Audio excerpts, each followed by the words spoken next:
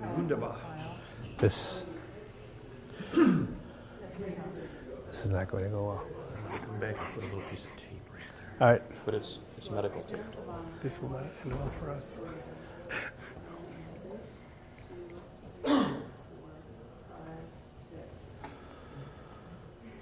It's like watching my kids play with the PowerPoint. So my kids had to do PowerPoint for school. Yeah? In fourth grade, they had to do a book report, and they were allowed to do PowerPoint. Emily, they can finish putting the... When I was teaching in the 90s, I spent thousands of, even after 2000, thousands of dollars on transparencies and Yeah. overhead projectors, and I would go through like 100 in a night. And I remember those. I remember having to send out the slides to get printed. Uh-huh. Like there was, what was that program called? It was like presentation. It wasn't PowerPoint. It was on Mac. And I was doing it in black and white. I wouldn't know what the color looked like till they printed it. Oh, And afterwards, we'll hand out the terms of the tenants. If you guys have time, there's posters in there. You can just hang them up along the... so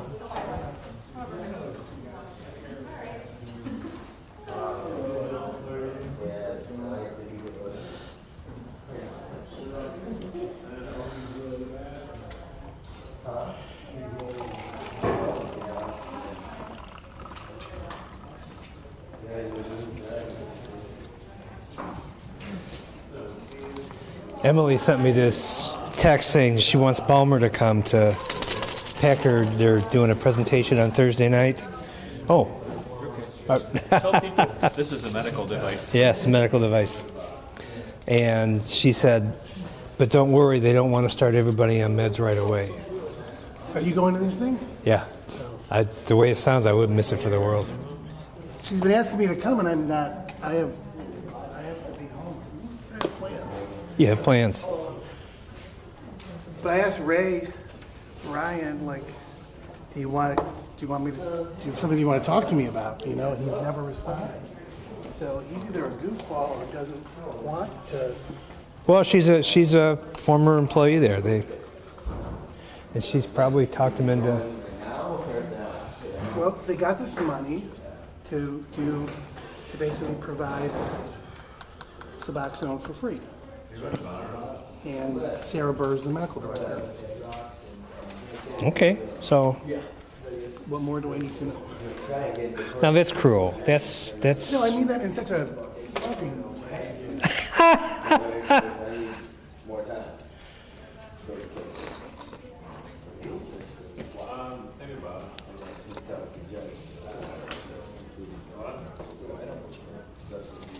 what I'm intrigued about is what does this have to do with Don Farm?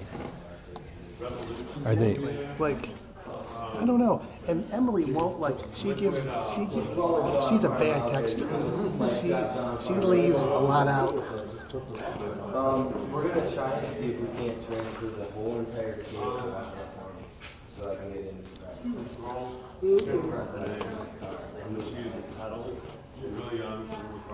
She has very good Trump rants though on Facebook. I like it. Trump. Emily. She likes Trump? No. Rants. No, I don't do it. I do not want to do that. Not even a little bit. It's too easy, man. Yeah, and then like the other option is Lowest approval rating the other option is in the 70 years of checking them out. any other set or series of charges instead of a drinking charge, which like why would one So how far did you get into this whole ham radio thing? Do you have like a base station? Now or used to? Yeah. No. Just the walkie-talkie. And I just kind of stopped because there was nothing I could see going on in Ann Arbor. Did you ever get more of an antenna than the one that comes with the walkie-talkie? A 4-footer, but that's all. But When I drive around with it, depending on where I am, if I get close to U of M, getting I was like, UM dude, security? no, I'm not doing that. I'm not gonna get a. Yeah. It's very exciting things like the bed's dirty in room 630. Oh, you do? Security?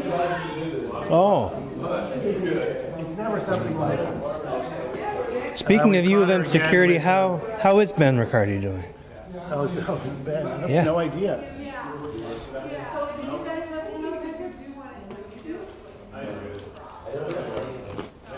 have no idea. But I have a new sponsee, Adam, the psychologist. Adam Joy.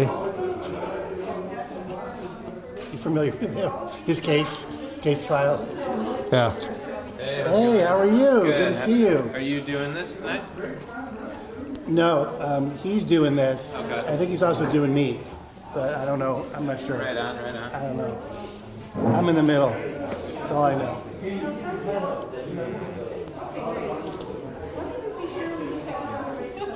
So, No. Chow down. I was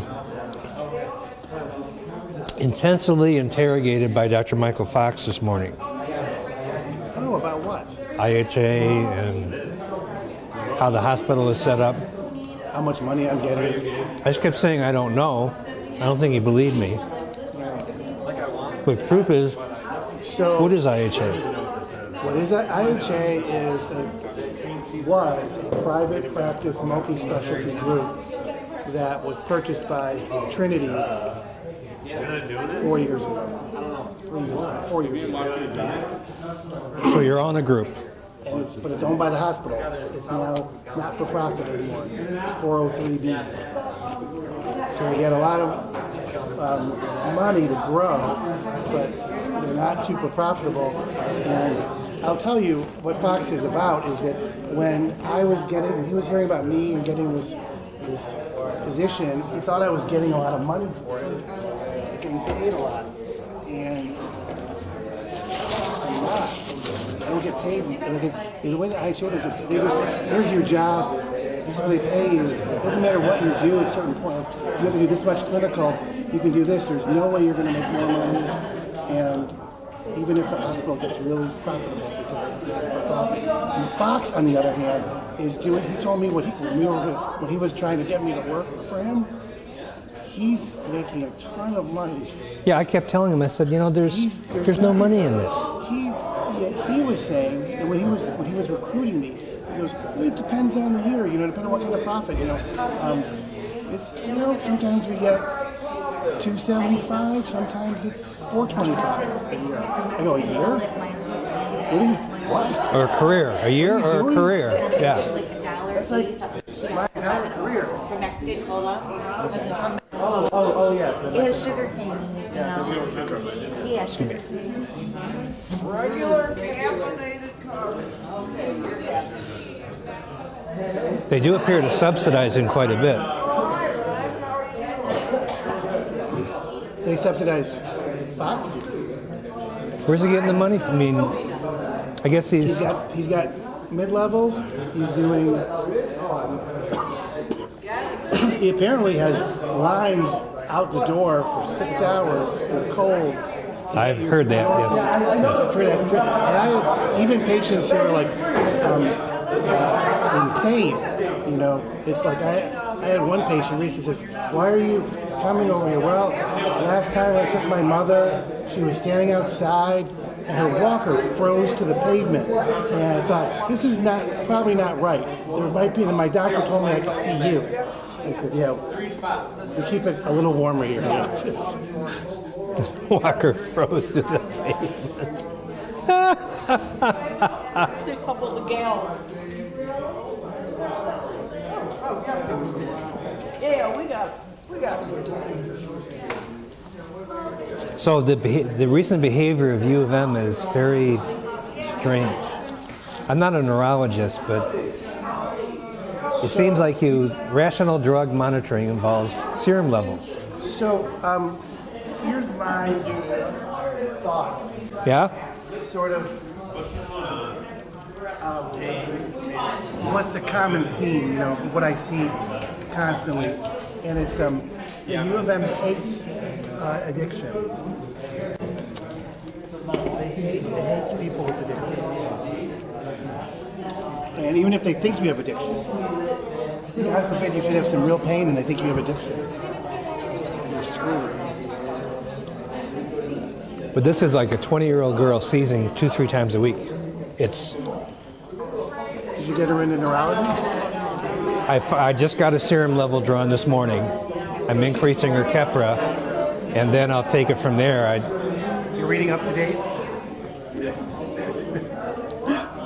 I'll figure out how to do this. No, I've had patients on Keppra, and I managed their serum levels. It was kind of. Just like Coumadin. Who was the neurologist you sponsored? The neurologist that I used to sponsor was Greg Van Staver.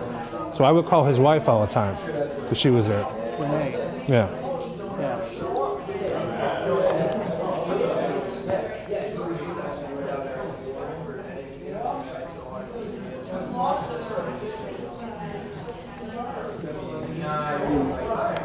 So this Dawn Farm Board situation is unsatisfying. You've certainly got the better job. First of all, you get paid. I get paid for it.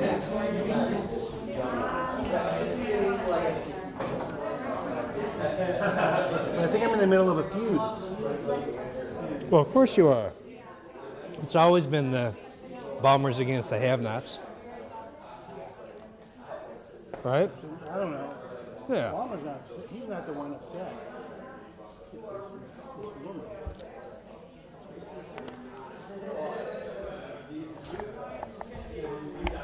Fast forward to now, what's he doing? Flipping burgers. He is? Yeah. He works it. He lost everything. He lost his store. He was homeless. What happened?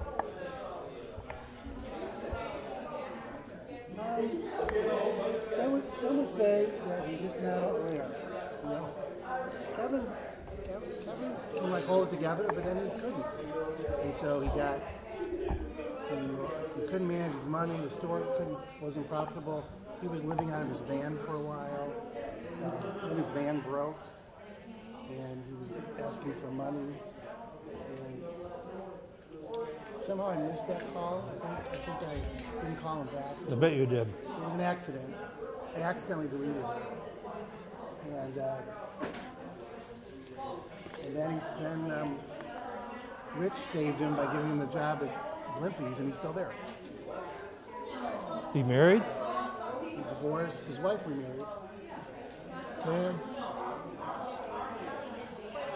Pretty smart. He never liked me. Kevin? Yeah, I think he just had antisocial personality disorder. You guys should have a lot in common, so. All right.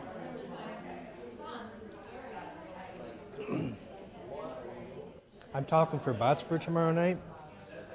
They're paying me $1,000. And I was going to have to split it with James. James Walla? Yep. Oh, but no, then, no. Well, There's therapeutic reasons you shouldn't do that. that's right.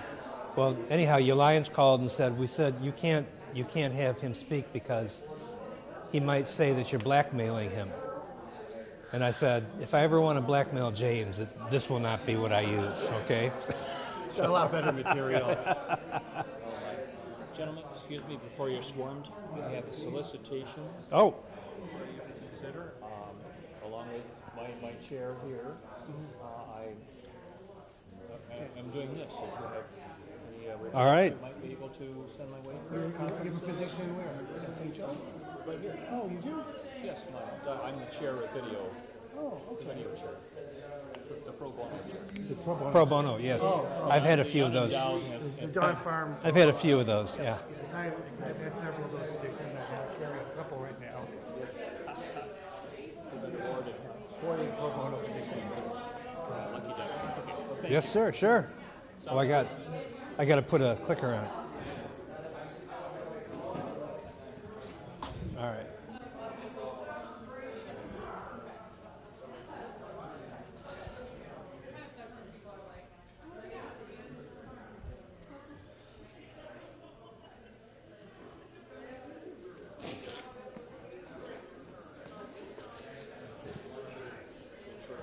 Ah, This guy comes tonight. I can't live stream. And as a matter of fact, I do there's no one watching. Well, that's not the reason no one's watching this.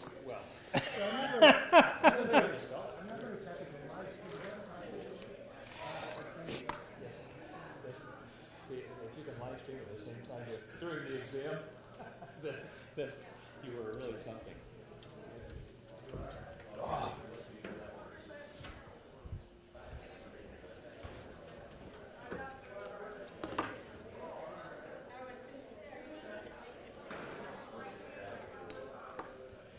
It'll get worse before it gets better.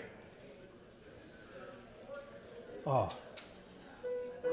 Yes.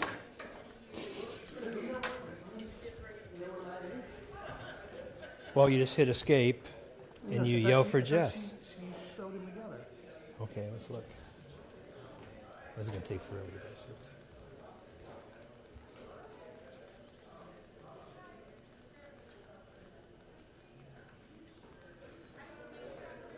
Oh, this is terrible.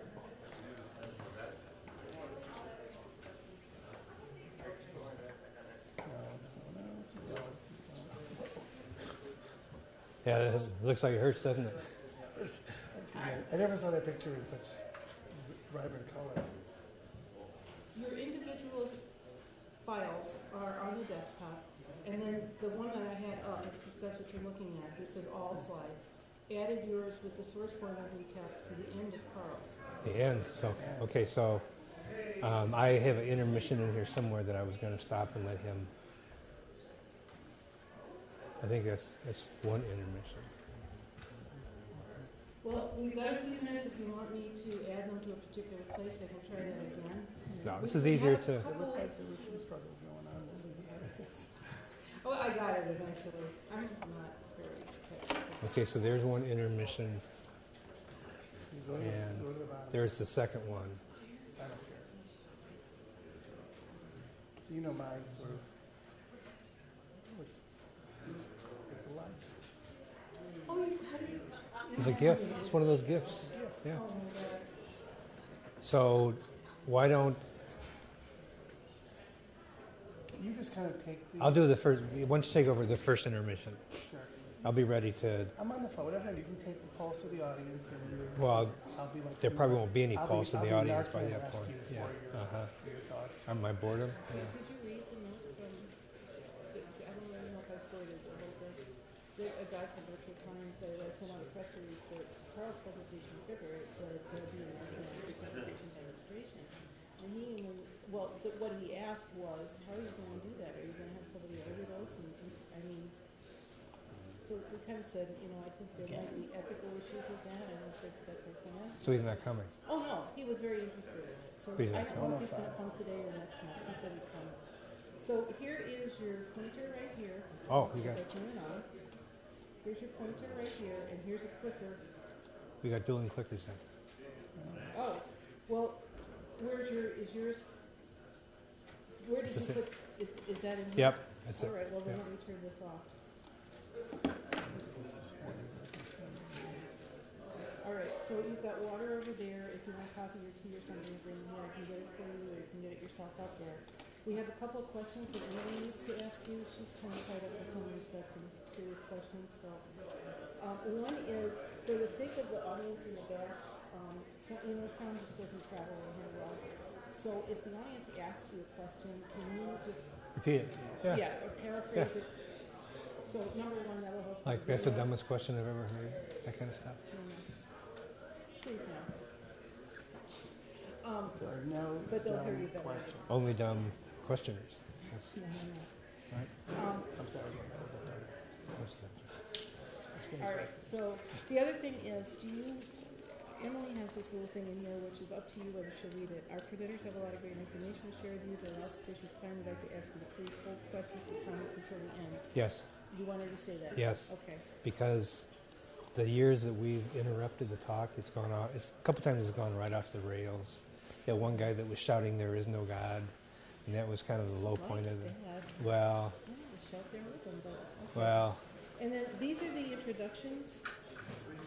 if there's anything you want changed in that, please let us know, because otherwise that's what she's gonna read. This is right off of the website. The Don Farm website that I sent you the link for. You know, you're on the board of directors now? Oh, I've heard of it. So this is no longer actually being, oh, you can leave it there for now. Do you, when you read this kind of stuff, do you feel like a fraud? Okay, Even when I don't that's more than a feeling. Even when I don't read it, or when I wake up in the morning, okay, I go to work. Right. Stop it, stop it. So the other question is there anything else that you guys need or want arranged or whatever? I think, as you can guess, it's going to be a chaotic So evening. believe it or not, this is no longer upcoming. This is now Yes, done. okay, I What? wondered about that. The ASAM Pain and Addiction Handbook. It's available. Well, It'll we'll be fix it. available for purchase, but there'll be a lot of them printed at the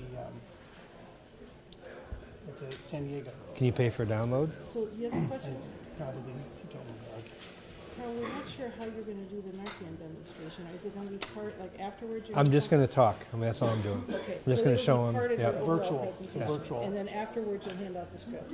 Because there was really no interest last year, so I'm not going Well, to beat there's a already dead one horse. person who asked me about it. Okay, we got one. I'll be glad to meet with her Does afterwards. that work for you? to Sure, have that over there sure. Or over here if you Yeah. want, but- Okay, I'll assume everything is all copacetic then.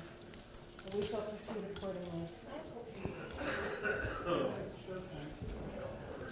We're gonna start in about 3 or 4 minutes. Is there anybody here who does not have a handout packet? Anybody need a handout packet, and I'll bring you one?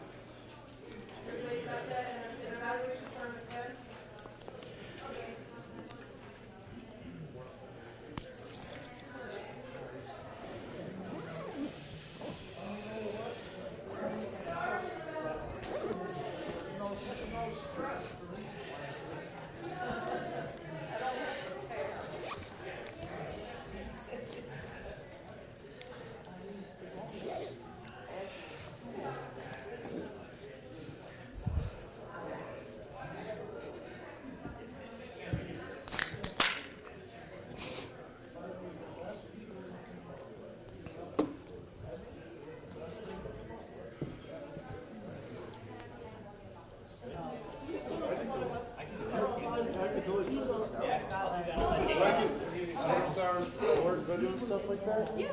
And you have to do scrolls for after. Is there anybody here who does not have a handout packet and would like one? Does anybody need a handout packet? They are. Everybody have one?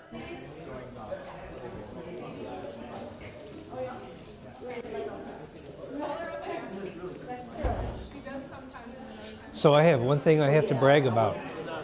The Michigan State Medical Society, they have their annual meeting, and they have this William Beaumont lecture, and they invite someone Some with luminary? actual... Yeah, That's you? yeah. Tomorrow? No, this year, October. Oh, for the MSMS. Yeah. So you're like the plenary speaker? Oh my God, congratulations. So you can say, tell people you knew me. When? You knew me when? You played, what's it? Wait, no. It was Farmer John's Almanac? Poor Richard's Oh, on Richard's Almanac. The bar was Honest John. Yes. Hey! Are you presenting tonight? I thought you were, that's why I'm Him here. too. Hi. I'm just supporting act. I'm supporting it. Do you see the disappointment in her eyes when she saw you? Yes. Yeah. Yeah. Hi, Molly. Hi, Molly. Oh, you guys don't know each other? I mean, I know who you are, but Nice to meet you. nice to meet you. Yep. But I realize that Honest John, though, is a character from Pinocchio. Honest John was an alcoholic sailor who lived on the docks off Belle Isle. That's who that's how our Honest John was, yeah. And he was supposedly the first owner.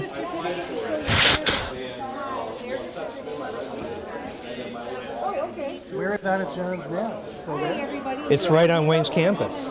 It's doing well. Are you still banned?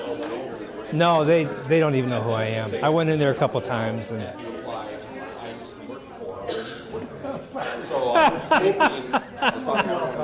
they don't even know who I am.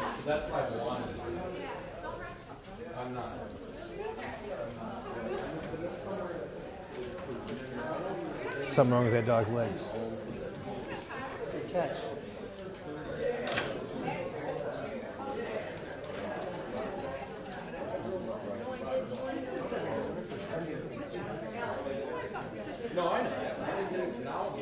Spinal stenosis needs a stimulator.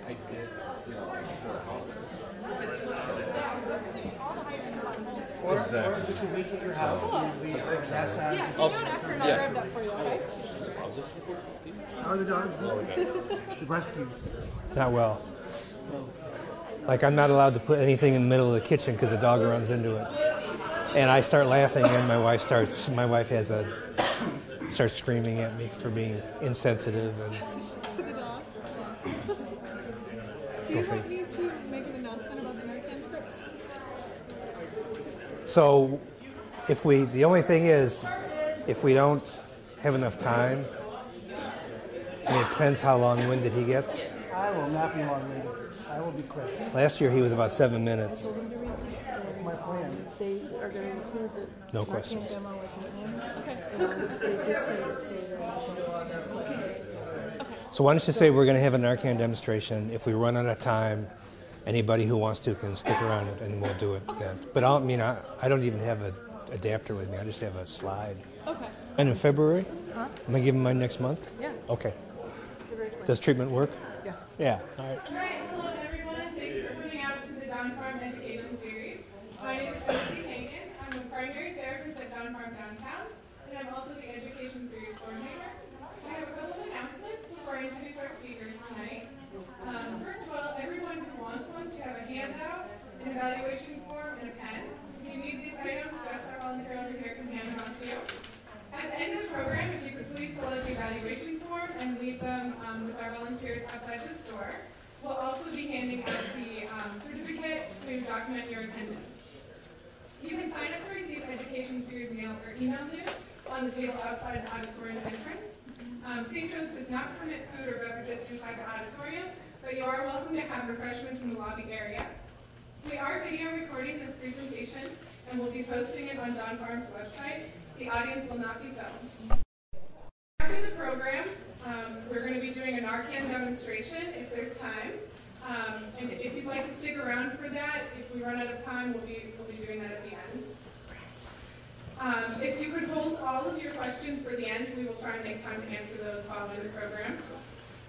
We have 2 more programs this month. On January 23rd, addictionologist Dr. Chuck Gerke will talk about how to support recovery and not support addiction. And on January 30th, EMU professor and award-winning trauma expert Dr. Tana Bridge will discuss trauma, chemical use, and addiction. Tonight's program on safe and effective management of pain and addiction will be presented by Dr. Mark Weiner and Dr. Carl Christensen. Dr.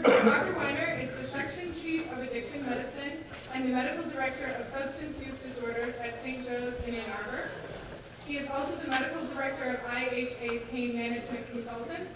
He is the chair of the Planning Committee of the American Society of Addiction Medicine course, Pain and Addiction, Common Threads, and is a member of the Planning Committee for the American Society of Addiction Medicine annual meeting. He is the editor of the ASAM Pain and Addiction Handbook. Dr. Weiner is also the chair of the Board of Trustees of Don Farm. Dr. Christensen is a clinical associate professor at the Wayne State University School of Medicine and has a private medical practice in Ann Arbor, Michigan. He is the medical director of the James Wardell Women's Recovery Center, the medical director of the Tulane Medical Research Clinic and of the Department of Psychiatry at WSU, and the medical director for Don Farm. He is the past president of the Michigan Society of Addiction Medicine and the current medical director of the Michigan Health Professional Recovery Program. He is a member of the Advisory Board of Families Against Narcotics in Wayne County, and Dr. Christensen has received numerous teaching awards and has been named one of the top docs in addiction medicine in Our Magazine 2006. Please join me in welcoming Dr. Mark Weiner and Dr. Carl Christensen.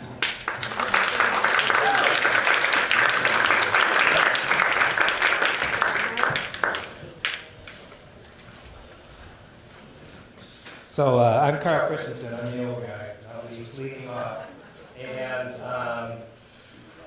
My part is talking about the different regulatory effects of the different attempted regulations and trying to control the opioid epidemic and the prescribing epidemic. So I'll talk about who is at fault and the solutions from the Board of Medicine, the Impaired Doctors Monitoring Program in Michigan, and also our friends at DEA, and then the other answer to the prescribing epidemic from the CDC. I'm going to sit down because I'm the old guy. And also we'll talk about something that just came out about 1 week ago, which is the new Michigan opioid laws. We'll talk about how that affects you and how all of this affects you. And also, if we have time, we'll talk about why trying to get off opioids. So the first thing is, who is behind the opioid epidemic? And it's easy to blame Big Pharma for this.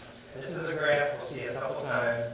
And this is opioid sales, opioid deaths, and patients admitted to opioid treatment. And they are exactly the same line. So you can say that dying from opioids and being treated for opioid addiction is directly due to the push to sell opioids in the U.S. And there's a lot of pushback from pharma.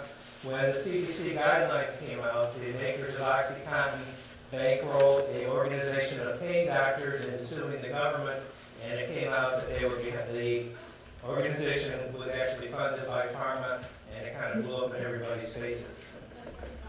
But except for the pills that fell off a truck and the ones that came through the internet, every prescription narcotic that you get your hands on came from someone's prescription. So the real a major part of the problem is the prescriber. And this is one of the first doctors who was intervened on in the state of Michigan. His name has been hidden, even though he's been convicted. This was a doctor up in Hamtramck that came to the attention of the police and the authorities because there was actually a line around the block in the morning to get into his family practice clinic. And fights were breaking out all the time. And I've been practicing medicine for over 30 years, and I've never had a line out to the door of my office, much less around the block. So there was something going on. And when it was finally investigated, it was actually Blue Cross that did a lot of the investigation, and I was part of that. And we found out that he was not the #1 prescriber of opioids in Michigan. He was only #2, behind a place called the University of Michigan Hospital. So he was the head of the DMC, St. John's, St. Joe's, and everybody else. So he no longer practices. And Michigan is in the Big Ten, meaning that we are in the top 10 states in the country in terms of prescriptions per person. There are 101 narcotic prescriptions written for every 100 people in Michigan.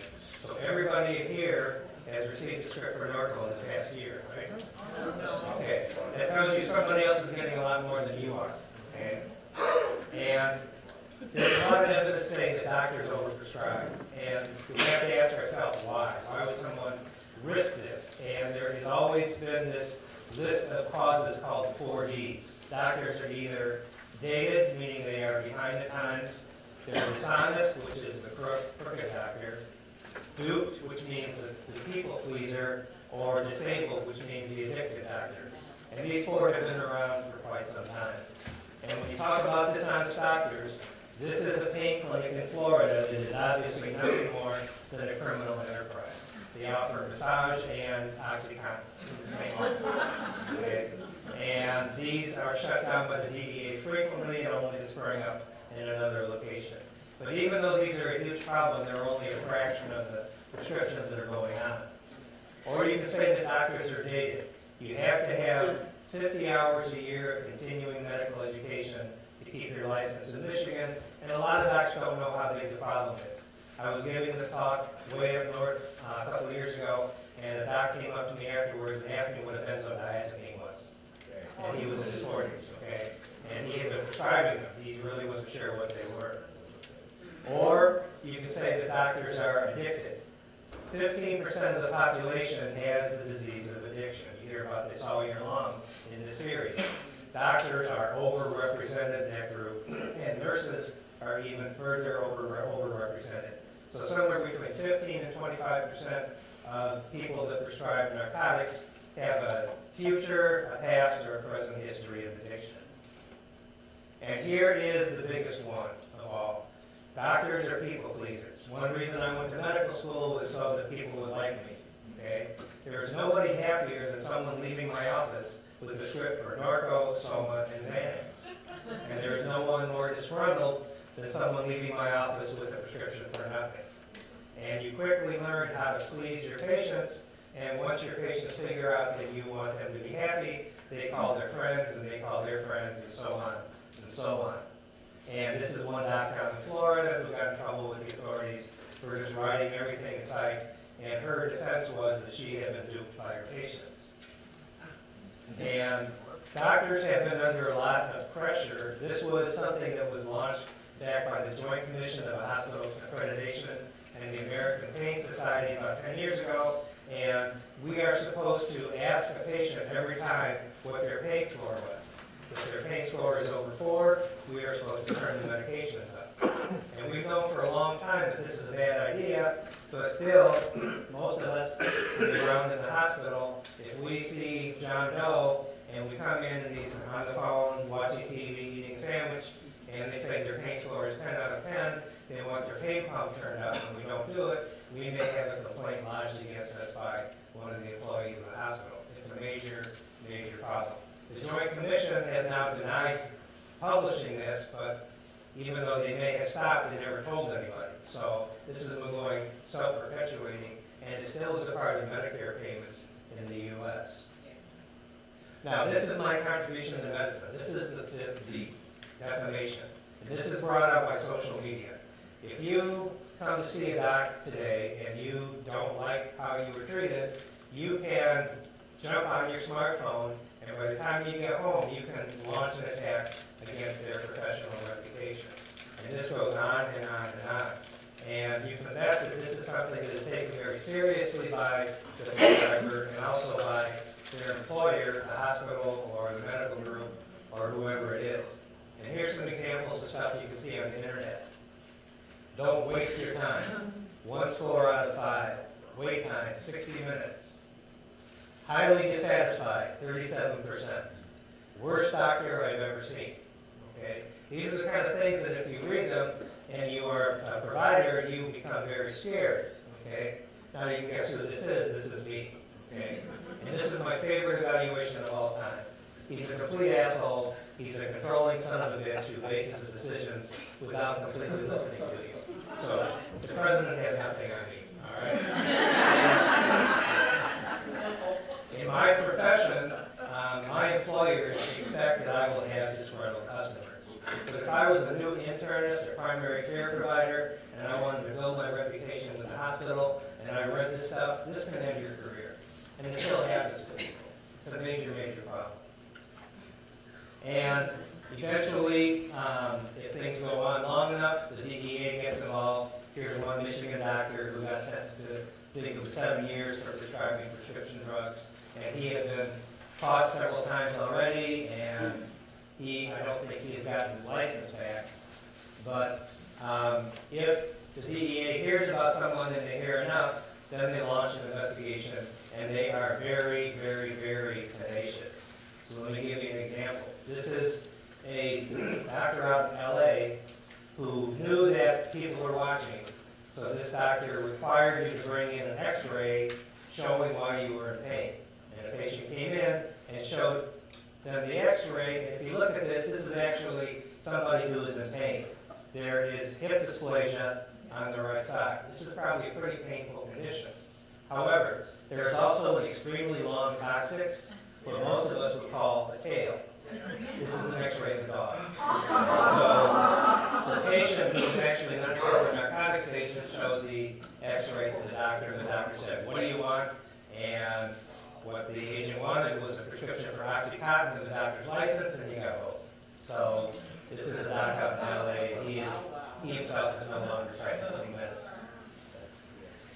So the other side of the coin is that if you are impaired, addicted to drugs or alcohol, or have a mental health diagnosis, and you are a doc, a nurse, or a pharmacist, there's an organization that will support you and keep it confidential and get you treatment and monitor you for 3 years 5 years in many parts of the country. It's called the Michigan Health Professional Recovery Program, and I'm the current medical director. This is not for crooks. This is for people who are addicted and make bad decisions while they're addicted. There's also the Board of Medicine. If you, I'm going to put a phone number up in a few minutes, if you call the Board of Medicine and say that Dr. Christensen is practicing a terrible job, he's writing too many prescriptions, my kids all have narcotics from him, you can call them, and you can also go on the website. If you look up Laura and Board of Medicine, you'll find this website, and here's the physician, and here is his string of suspensions between 1997 and 2016, and he now got this one dissolved, and he is back at work. And this just goes on and on every few years. So, if you see one of us practicing illegally, either writing too many prescriptions or selling prescriptions or selling pills, this is the phone number. It's in your handout. It's the complaint hotline for licensing and regulatory affairs. If you see one of us taking pills in the parking lot, however, that means we have a drug or alcohol problem, and you can call this number, HPRP, and there will be someone who will interview you, take your information, they will ask you your identity, but it will be kept confidential, and an investigation will be launched on whoever that doctor, nurse, or pharmacist is. Now, next is the CDC. The CDC got involved over the past couple of years, and they published guidelines about a year and a half ago, and they are a major source of controversy. And they are going to wind up affecting everybody here in the audience or a family member of yours. And these guidelines are now being used to dictate amounts of medication, what types of medication, and how long you can take it for. So this is what affects you most directly. It's also one of the most boring presentations you're going to hear. So the most difficult part of prescribing pain medication is starting and stopping. That's when most deaths occur or most problems occur when you're tapering somebody off. So taking off is the same thing as getting somebody started on pain medication, and then landing is the same as getting somebody off pain medication. And both parts of that are fraught with problems. In the middle, where you're simply prescribing the medication, things often go very smoothly. So here are the CDC guidelines. And I want you to know one thing. We talk about 4 grades of evidence. 2 good grades, 2 bad grades. Level 3 and 4 are junk. Every recommendation made by the CDC was based on level 3 or level 4. Junk. And I'll talk about why they justified that in a couple minutes. And there are 3 sections: when to start, when to continue, which one to pick, when to decide to stop them, and once you started, assessing the risk, okay, which is kind of backwards, but that's the way they did it. I'm going to go through these very quickly. I'm not going to read the guideline. If you want, it's in your handout, or you can just Google CDC guidelines, and you can download the entire thing. But I'm going to give you a 1-sentence blurb for most of these guidelines, so you realize what you're up against. Guideline 1 says don't use opioids first, okay? And basically what this says is that opioids have not been proven to be better than either non-narcotic medications or no medication at all. And if you are going to use narcotics for pain, you need to combine it with other non-narcotic choices.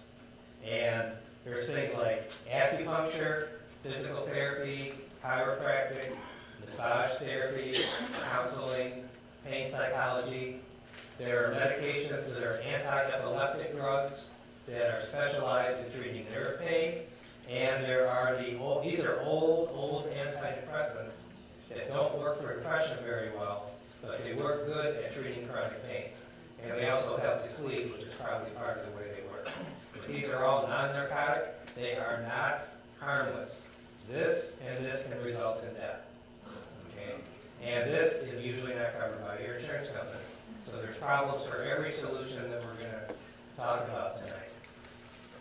Guideline 2, you need to discuss the risks and benefits of opioids with the patient.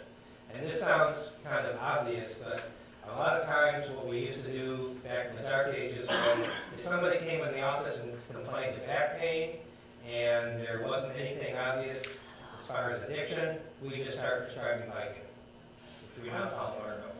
And we now know that that may result in somebody never getting off the Vicodin. So you should talk about the risks and benefits and how you're going to stop the medication if it turns out there's more risk than benefit.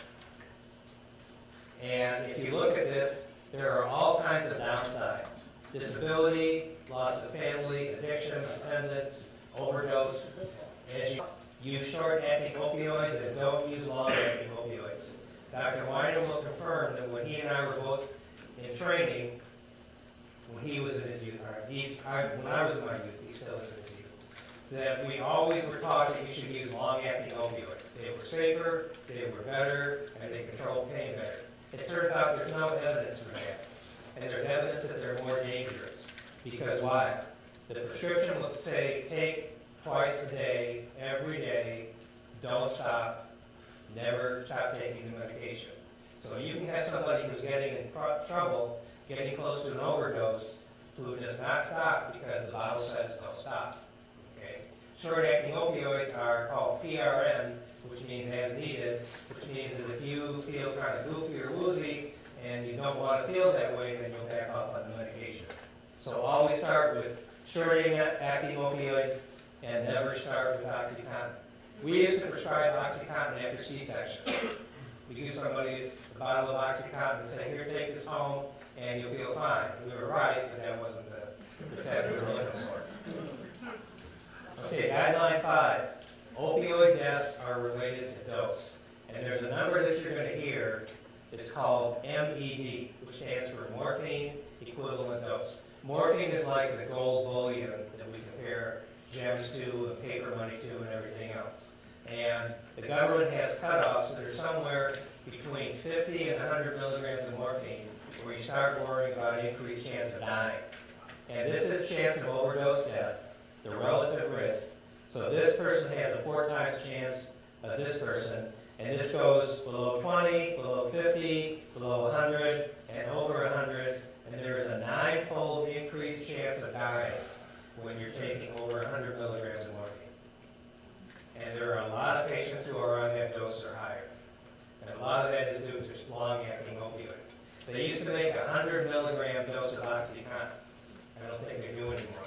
But right after that, you were taking 240 milligrams of morphine a day without taking anything else.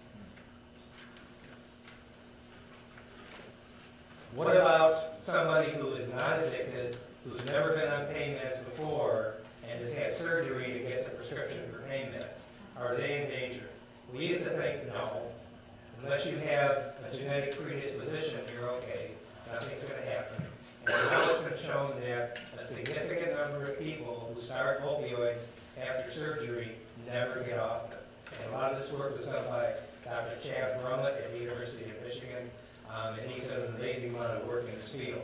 So you often begin with long-term opioid use, starts with acute use, and when you start giving opioids for acute pain, you should give no more than the amount needed, and 3 days or less will often be sufficient. 7 days will rarely be needed.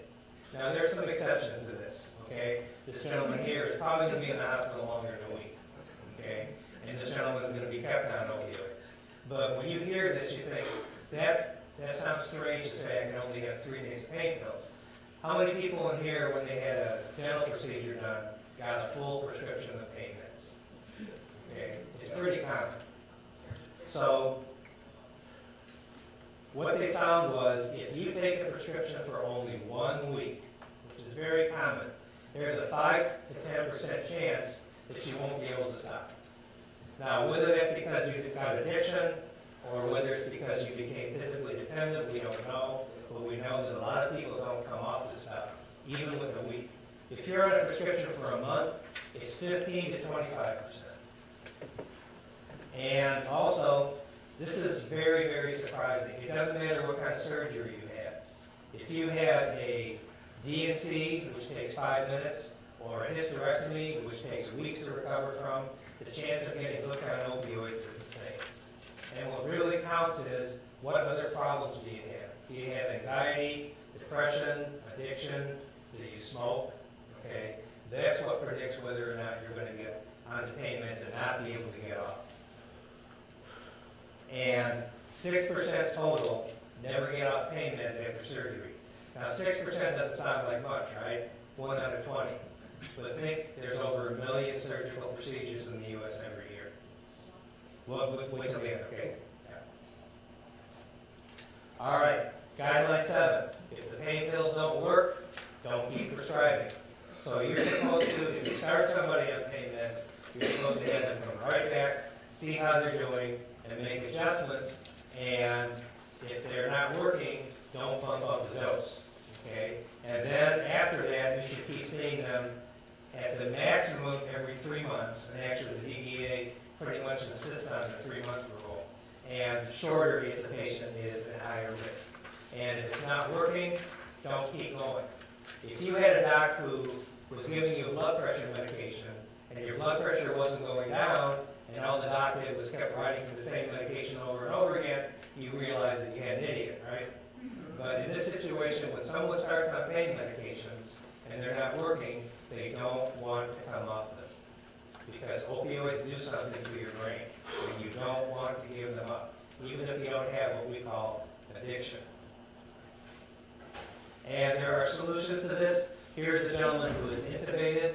He's an OxyContin addict, and he is being flooded with an opioid blocker, naltrexone or naloxone, and he is going through incredibly severe withdrawal while he is unconscious. And then he wakes up and they tell him that he is cured. And I have one colleague who went through this. He was a veterinarian who got addicted to opiates, and he did this, and he said he woke up being carried across the lobby of the Holiday Inn in a diaper.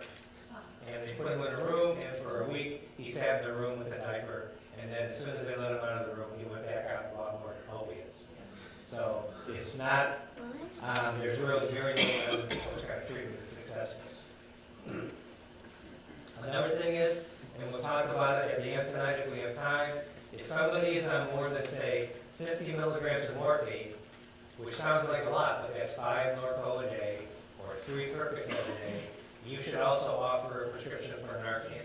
And Narcan is the opioid reversal, and even if somebody is severely affected and they stop breathing, this can bring them back.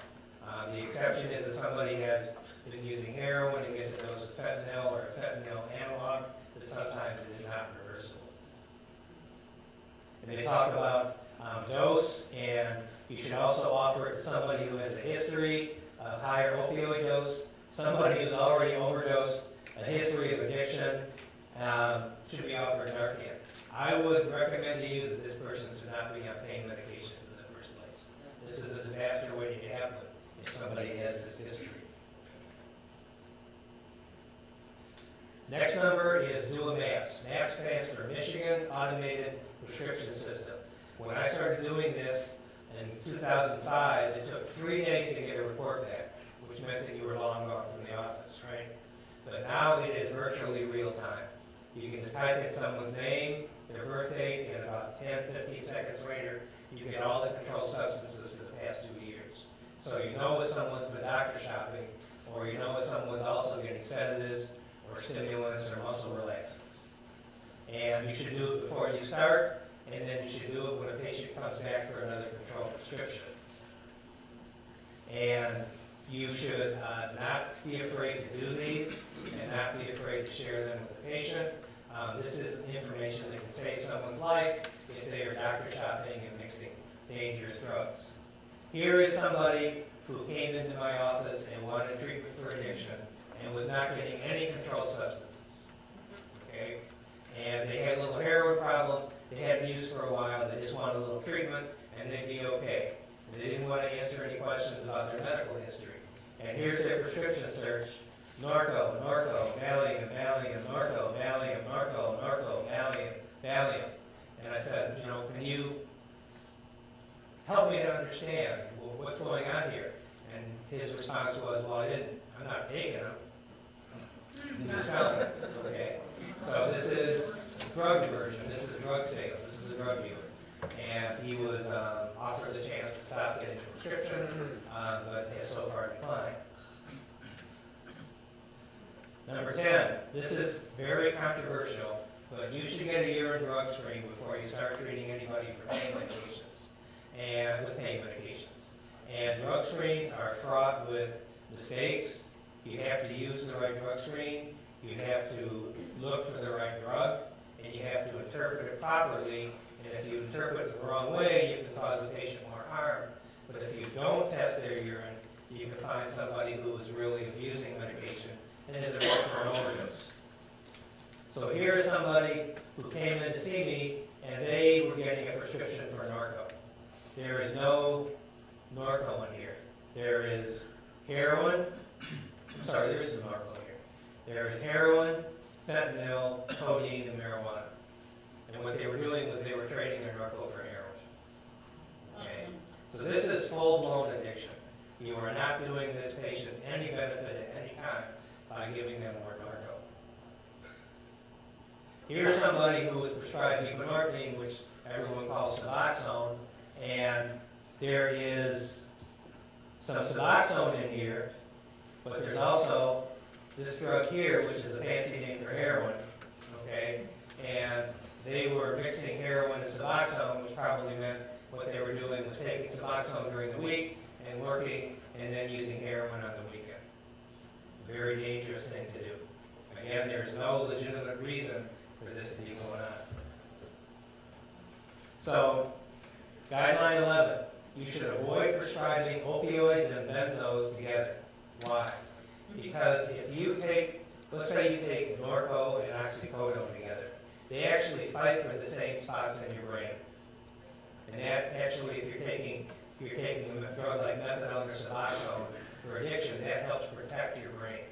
But if you take Norco and Xanax, or Norco, Xanax, and Soma, which is called the Holy Trinity, it all goes to different spots in your brain, but it all has the same overall effect. It makes you stop breathing. And that's how people die from narcotics, they stop breathing. So the combination of an opioid, like hydrocodone, and Xanax, is not only kosher, not kosher with the CDC, there's an FDA warning against it. It now has a black box warning, which means it's the strongest recommendation that the FDA can make against a combination of drugs. And this came out, I think, just a few months after the CDC guidelines. And they say the same thing, you should not mix opioids with benzos, sleeping pills, or muscle relaxers. Now, it turns out that if you are taking a opioid alone, Norco alone, this curve down here is your chance of dying from an overdose. And it goes from 0 to 50 milligrams to 100 milligrams to 200 milligrams. So it's going up as you increase your concentration or your amount of Norco. What if you're mixing it with Xanax? Look what happens. Your chance of dying triples when you mix Xanax. What if you stop taking Xanax? Here's the weird one. You still have an increased chance of dying. No one knows why. The people who used to mix Xanax and Norco and stopped are now still at increased risk of dying. And there's probably an explanation, like they're still taking Xanax. But this is something that shows that it really is not a safe combination. And not only Xanax, but Klonopin, Valium, Ambien, and Soma. Okay? Soma is a muscle relaxer, which the older citizens in the room may have known as Miltown. You go back to the 70s and the 60s, and in your body, Miltown is converted to Soma, and it is a muscle relaxer that works for someone who's had a muscle injury for about 3 days. There's also something called the Soma coma, where you buy a bottle of Soma off the street, you buy a 6-pack of beer, you mix them, and you come to a day or two later. And it's very, very prized. It's a very popular drug. Okay, so dangerous combinations. The Holy Trinity is the most famous one. And that is the combination of a short-acting opioid like Norco or Percocet, and a muscle relaxer, which is usually Soma, and a benzodiazepine, which is usually Xanax. That would be another one. And you may have heard of Cesar. There's a famous musician who likes this combination. This is Phenergan cough syrup with codeine mixed with some kind of pot, fruit flavored cola. And there's a diagnostic sign in the emergency department if someone comes in the ER and they're obtunded or overdosed and their mouth is purple, that's from dessert. You've all done that, right? All right, guideline 12. If someone is diagnosed with addiction, you should offer what we call evidence-based treatment for opioid addiction. Now there's a talk next month, which is even more boring than this, about does medication treatment work in addiction, but we're not going to have time to go into it tonight. But basically, medication-assisted treatment for opioids includes buprenorphine, which is known as either Zepsol, Suboxone, Subutex. It could be 12-step treatments. It could be Vivitrol, which is an injection of naltrexone. That's an opioid blocker. Or it could be methadone. And these three are accepted by the government. This one works too. But you need to refer someone to treatment if you diagnose them with addiction. If you just send them out from your office, which is what happens very often, you're risking an overdose. Okay, so at this point, I'd like to take a break and introduce Dr. Weiner.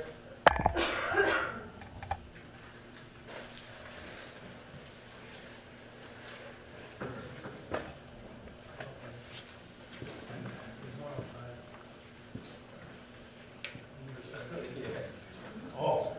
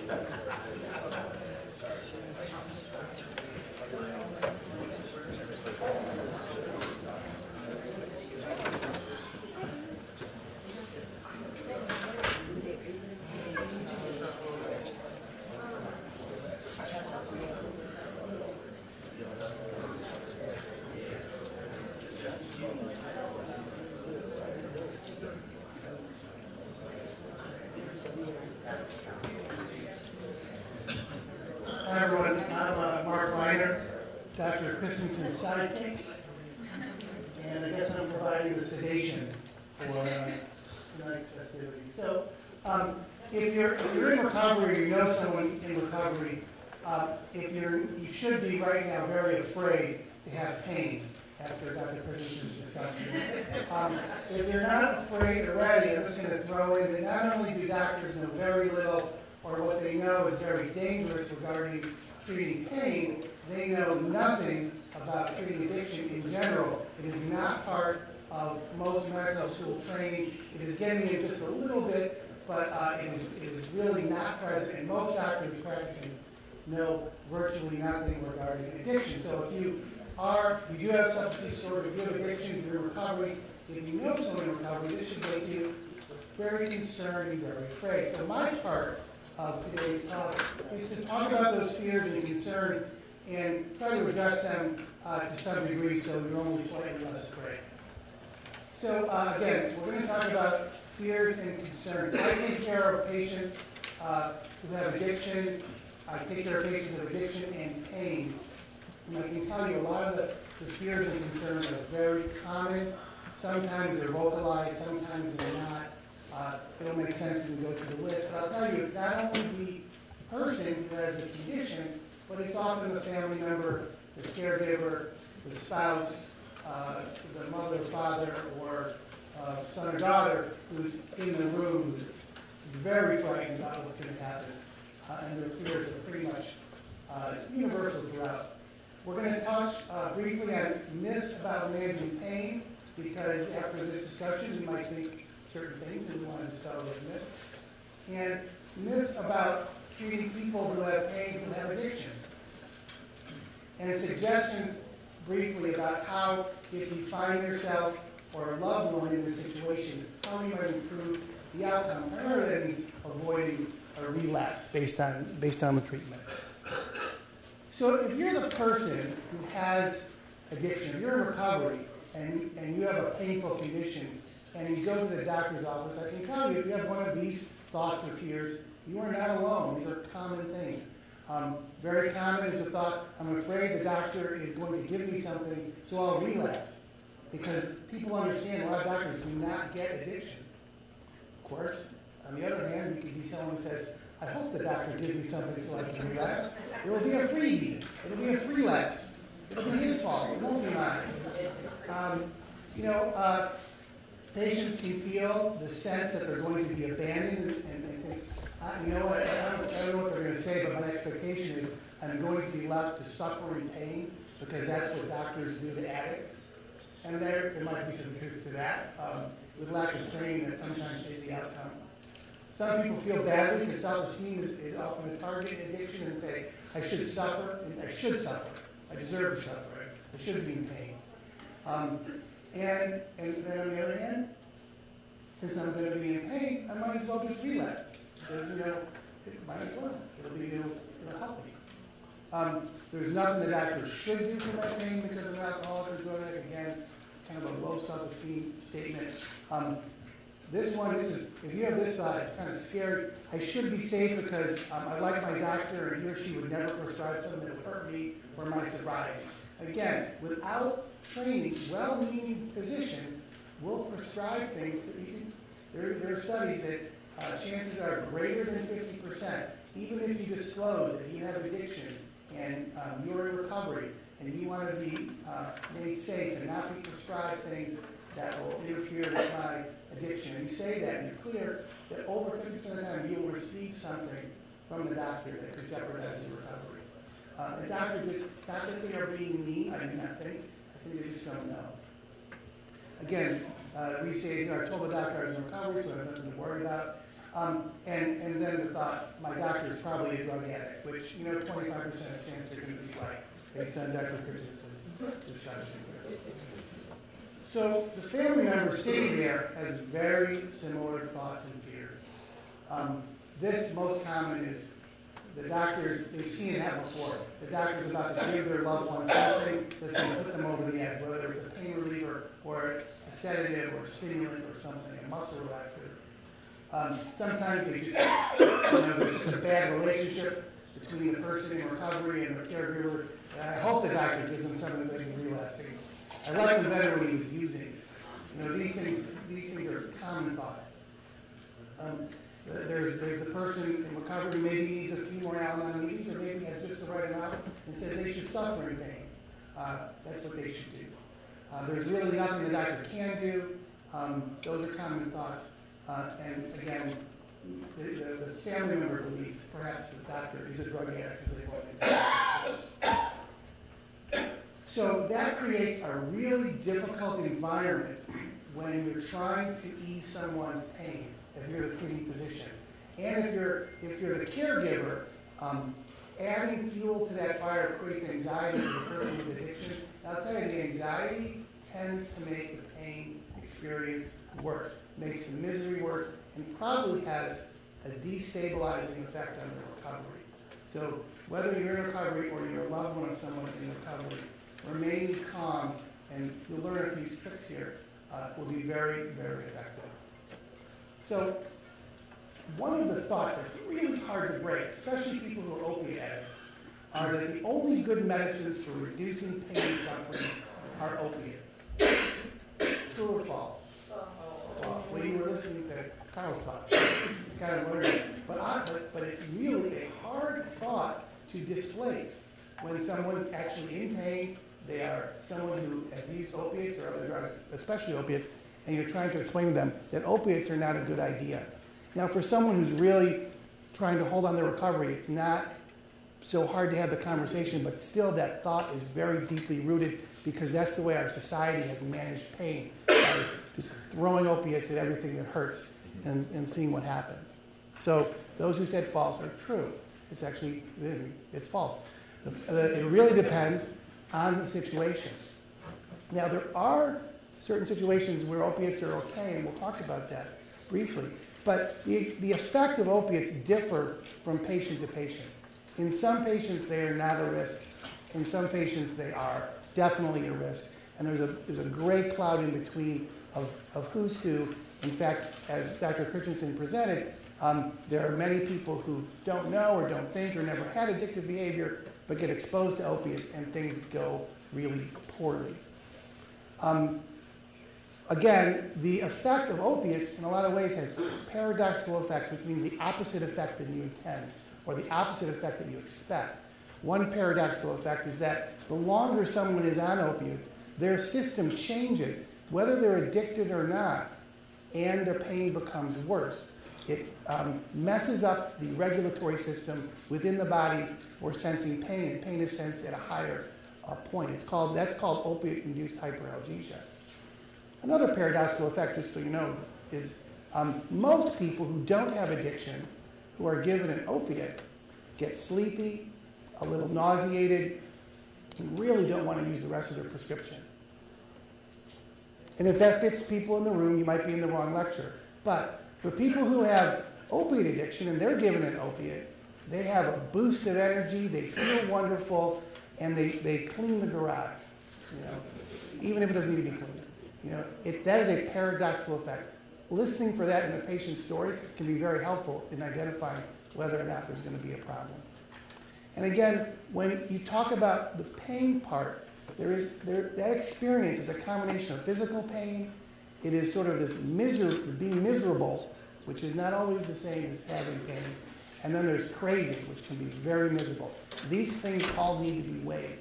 There are many patients that I know who have had opiate dependency, had a procedure where the doctor prescribed opiate medications like Norco or Percocet. And when they were kind of through the whole issue that they went through, which was usually not good, they would say, almost universally, the craving was far more disturbing than any physical pain that I had during that operation. The craving that occurred afterwards, because they really wanted to hold on to the recovery, but they were chemically challenged because they'd been exposed to opiates. So true or false, if a patient ever had a substance use disorder, especially to opiates, they should never get any treatment for pain, any pain treatments at all. False. Very important. So the person who thinks they shouldn't get treated because of those thoughts really needs to rethink this, because the opposite is true.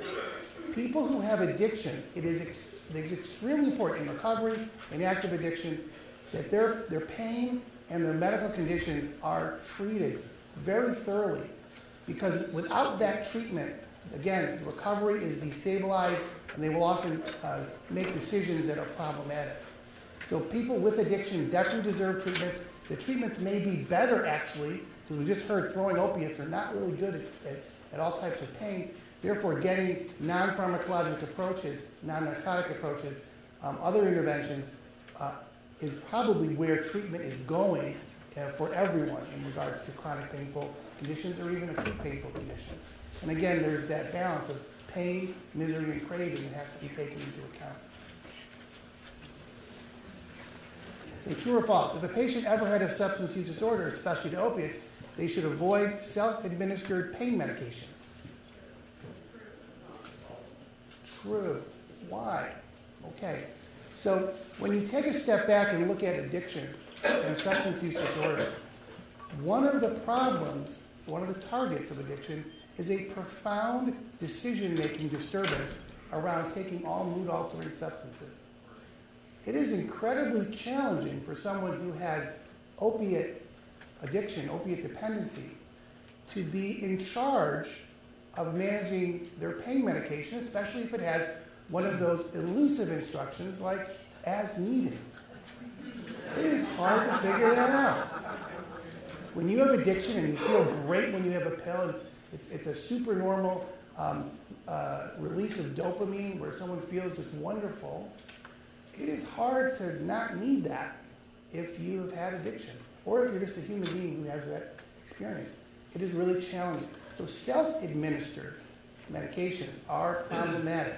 especially opiates, Norco, oxycodone, Percocet, all those fun things. But also benzodiazepines, someone who has, again, we talk about drug of choice, but when we really understand the nature of addiction, it is not about the drug. It is about what happens in the brain. So somebody who is technically an opiate addict is likely going to have lots of problems with benzodiazepines, with Soma, which is a muscle relaxer type of benzodiazepine, and any of those substances can cause an addiction to develop. Eventually, people will, for reasons that are hard to explain, gravitate toward that drug that they mostly use that maybe is an imprinting thing. They will start with Xanax, they'll end up on heroin. It is a problem. It is not a safe alternative. So true or false, pain, whether acute or chronic, mild or severe, should be addressed in patients with addiction because failing to do so can jeopardize their recovery. True, that's an easy one, and we just kind of talked about that. Again, not just untreated pain, but any medical issue that is untreated is probably a risk for someone's recovery. So if you have hypertension, if you have diabetes, if you have COPD, if you have asthma, and you're not getting these things treated, what I see happening is patients develop worsening physical health, a certain level of misery, and that ends up triggering the need to go back and use for reasons that may make perfect sense to people with recovery. Again, though, on the other hand, when people are using lots of sedating drugs and they enter recovery, it's very important for us as addiction specialists to keep an eye out for unmasked problems. Like somebody could be taking so much heroin and Xanax that they're completely suppressing their suicidality and their severe depression. And when they're off all that stuff, we need to make sure they get treated. So what can you do? What is there to do when you're in this situation? Well, I think the most important thing is probably to find someone who knows what they're doing. At this point, there are a few options, but most likely it's finding someone who has some experience or certification in addiction medicine. That's the field that I have, Dr. Christensen has, we are certified to do, which we are trained specifically to handle these types of situations and to give appropriate guidance.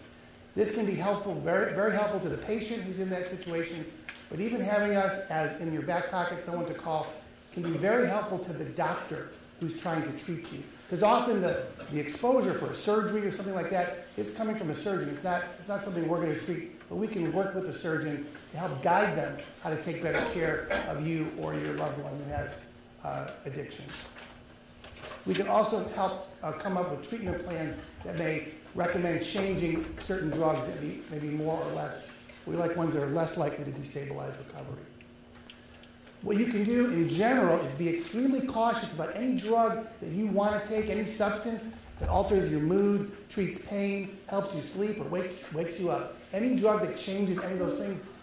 I mean, I don't know about Monster and all that stuff out there, but there are potential problems with anything that changes your level of alertness.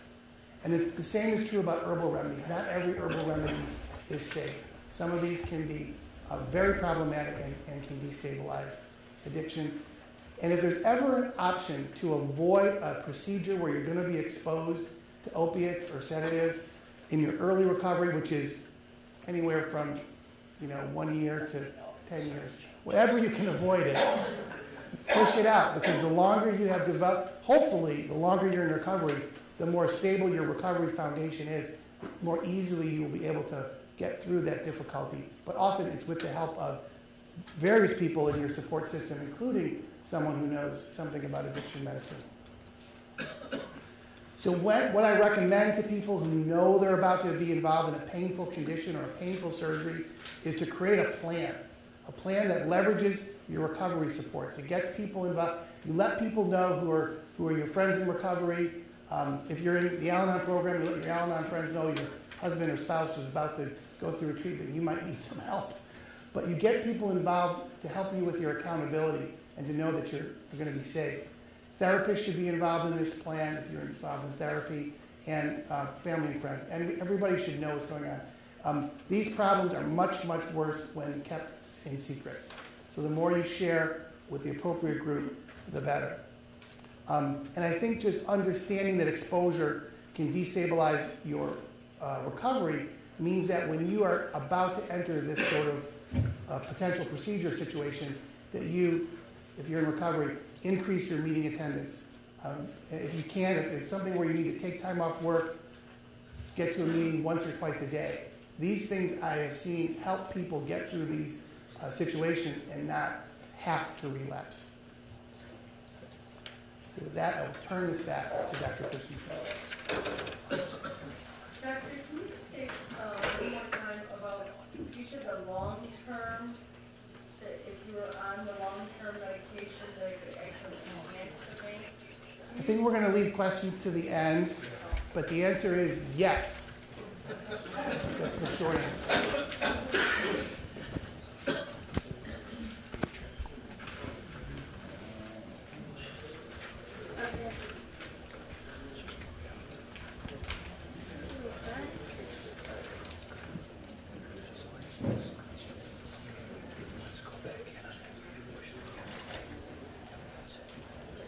I'm just going to stay here and not move.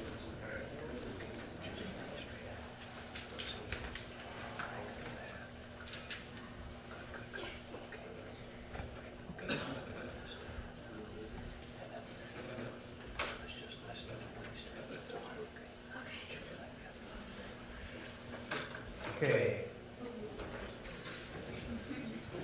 So, Dr. Weiner brought this up, that we'll talk about this in a little bit more detail. Why come off pain medications? Okay, so one major reason is safety. Pain medications are a major cause of death under age 50 and probably over age 50. And it doesn't go away. Even if you've been on a medication for some time, you still risk having accidents, having falls, oversedation, and respirations can cease.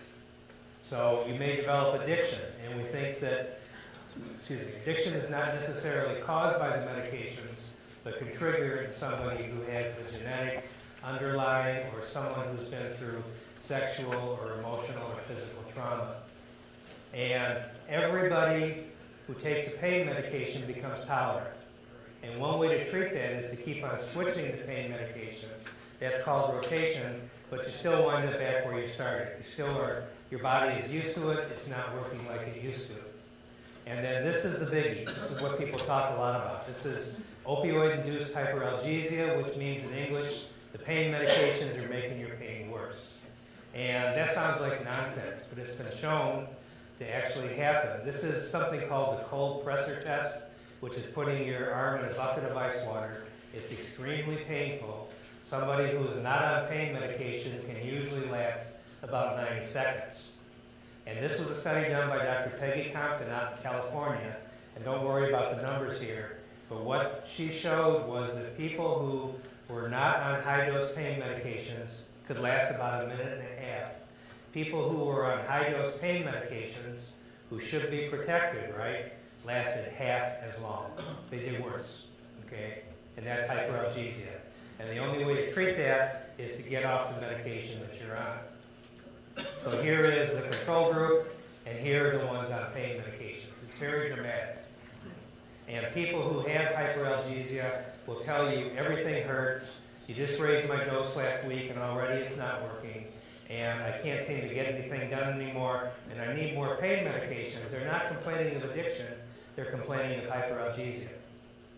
And again, ignore the numbers here, but this was a study where they took about 60 patients who are on high-dose pain meds, detoxed them off, and here's what happened to their pain scores. When they were on the pain medications, their average pain score was 7. Off pain medications, their average pain score was 3. That is so dramatic that you would never find any drug manufacturer that would ever claim that a medication could do that. The way they did that was by taking them off the medications. So how do you get off pain medications? It's never easy. And I do this for a living, and it can be a long, drawn-out, kind of miserable process. But you can taper somebody. You take them down about 10% per week. So it takes about 3 months. But what you have to tell them is during that taper, you're going to feel worse. And your pain's going to get worse. You're going to get miserable. And it's not going to get better till a month or two after you get off the pain medications. And that usually goes over like a lead balloon. Or you can just stop cold. And there are actually a couple of specialized centers in the U.S., one's in Cleveland, one's in California, one's in Las Vegas, where you throw away your pain medications, you spend about 2 weeks in a bathtub, and they have counselors for you and non-narcotic medications, but it's extremely uncomfortable because your pain gets worse, your withdrawal goes through the roof. Or you can use buprenorphine, which is Suboxone, and that is mostly approved for addiction, but it's also been used for chronic pain. And actually, Dr. Malinoff, who's an attending here, and Dr. Weiner have both been involved in studies showing that buprenorphine, Suboxone, seems to treat opioid-induced hyperalgesia. You can also use, this is very strange, naltrexone we talked about was the opioid blocker. If somebody who's in pain takes a regular dose of naltrexone, they're miserable. It blocks everything. But if you take a tiny amount, and we actually talk about taking one pill, dissolving it in a pint of water, and taking little teaspoons, somehow that seems to help your pain, and nobody really knows why, but that's also used. And this is, well, let's skip the study. This is Dr. Malinoff saw a 50% reduction in pain scores for more than 80% of his patients, and then Dr. Malinoff and Dr. Weiner, along with Dr. Barone at U of M, saw the success rate about 2 out of 3 in getting patients off their pain meds. Okay, but a lot of people do well on their pain medications. It's something we're not denying, okay?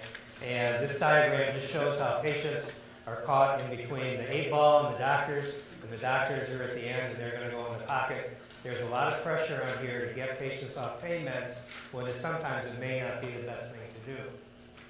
Some patients do better. Some patients taper off and it goes horribly. I've had patients who have done everything they could. They come off the pain medications and they come back a month later and they say, my life is shot, I'm in agony, I can't do this. Suboxone doesn't work for everybody. And one thing we haven't considered here is ethics, okay?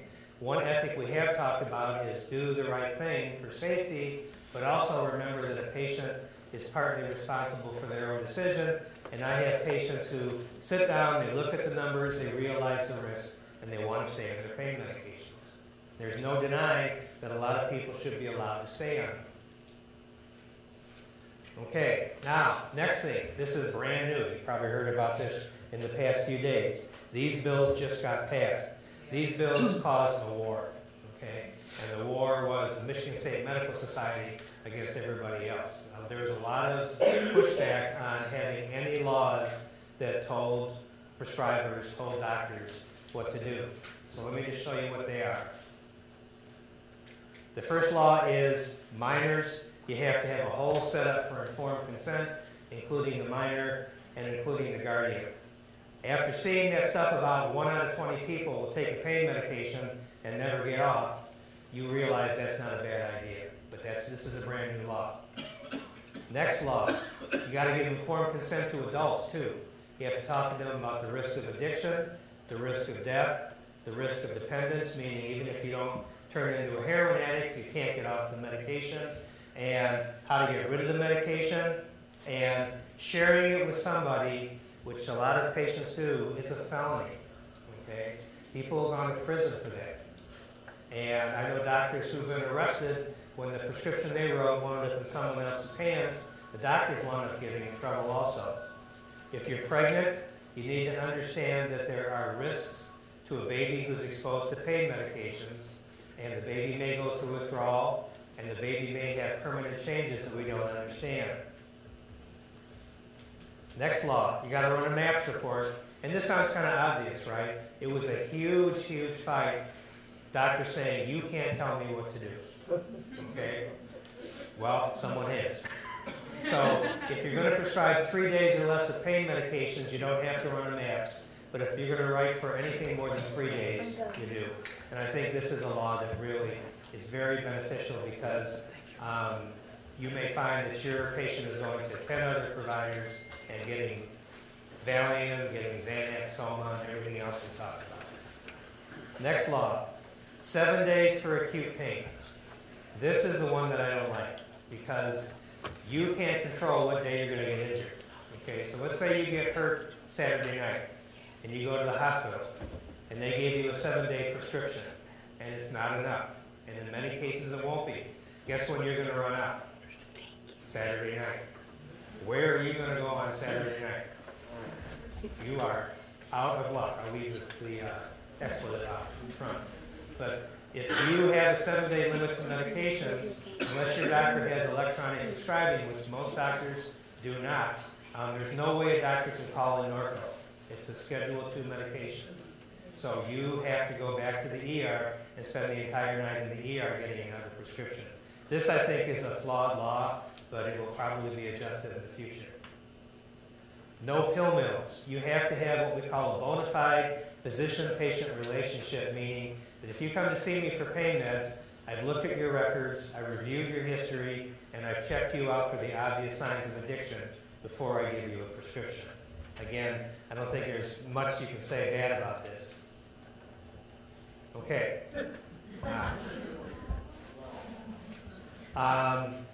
Why don't we do this quickly, and then we can take questions, and then anybody who wants to get a certificate signed, you will be able to take it to a pharmacy, and it will show that you have been trained in what Narcan is about. Okay, so we'll do this fairly quick. So there's 2 drugs we've been talking about all night. One is naltrexone. That's the Vivitrol shot that blocks you for a whole month.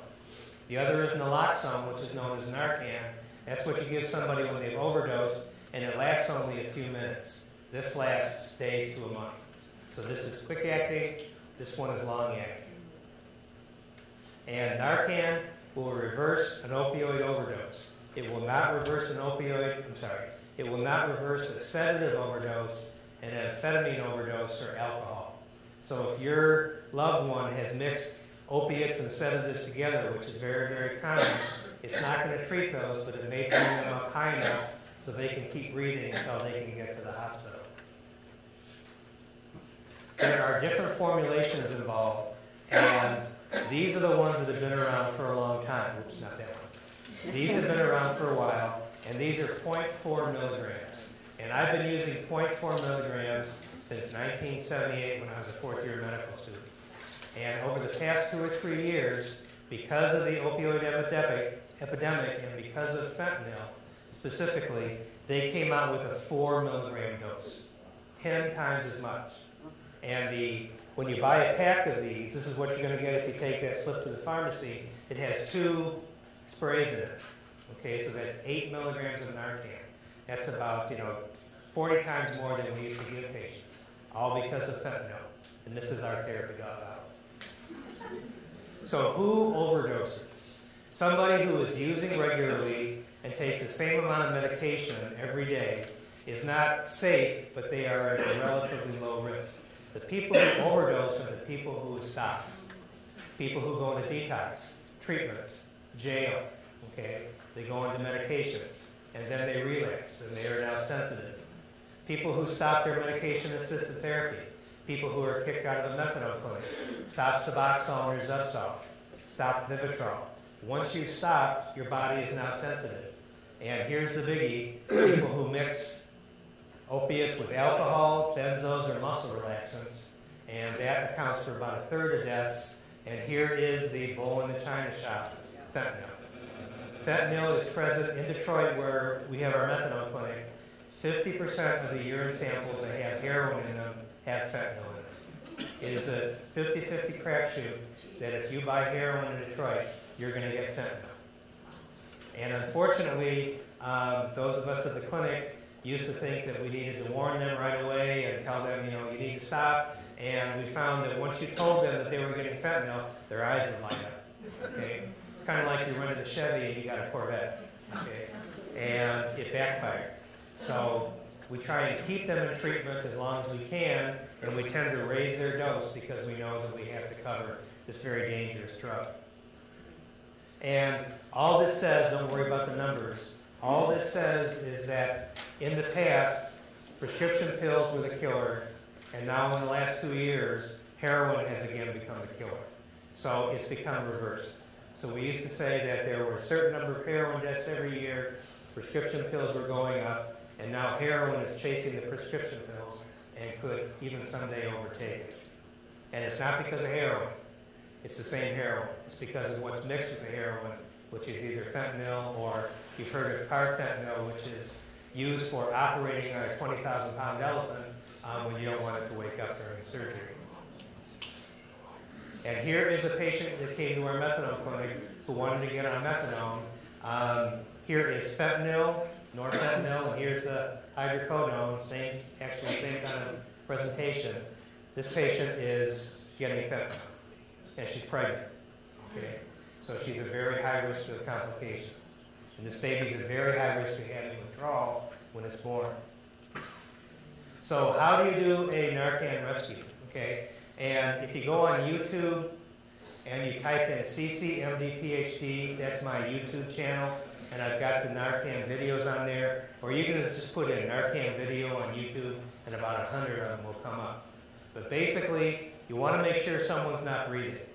Okay, so sometimes you're sleeping it off. Okay, so if you come in and someone's on the floor and they're not moving, you want to jostle them. You want to make sure that they're arousable, and if they don't seem to be aroused, you can do something that is unpleasant. You can rub your knuckles on their breastbone. You can mash your knuckle under their nose, which is very painful. Twist their ears, something that would normally be very obnoxious. If they don't respond, you've probably got a problem. Here is the second thing you should always do. Don't resuscitate them first. Call 911 first. Why? Because if you forget this step, you're going to lose your loved one. Because you will give them the Narcan, you're doing rescue breaths, you're asking yourself, where is 911? And then you realize, I never called. Okay? And when I first made a video for this a couple of years ago, I went through the entire thing. It took us like a day, and I realized I left this step out, and I had to go back and do the whole video again. It's the one you naturally forget to do. Now, how many people here are trained in CPR? Sorry. What you're supposed to do when someone overdoses from opioids is rescue breathing, not CPR. CPR moves your blood, but it doesn't necessarily bring oxygen back in your system. So you are supposed to do rescue breathing, and the way you do that is you stretch them out on the floor, you tilt their head back, you pinch their nose, and blow in their mouth. And what you're looking for is you're looking for their chest to move. That means their lungs are being inflated. If their stomach moves, you're blowing air into their stomach. If you see their stomach move, tilt the head back a little farther and do it again. If you're lucky enough, you'll have a rescue mask so you don't have to breathe right into their mouth, because there is a danger of doing this. If they have been using carfentanil, it may kill you, and it's happened. So it is not a risk-free procedure for you anymore compared to them. And then once you've done a couple of rescue breaths, and you want to do 2 breaths, and then you can go ahead and give the Narcan. The Narcan nasal spray, as you saw, is very easy. You just take it out of the package, put your thumb, and don't test it. Because if you go like this, you'll spray it all over the room, and it's gone. Okay?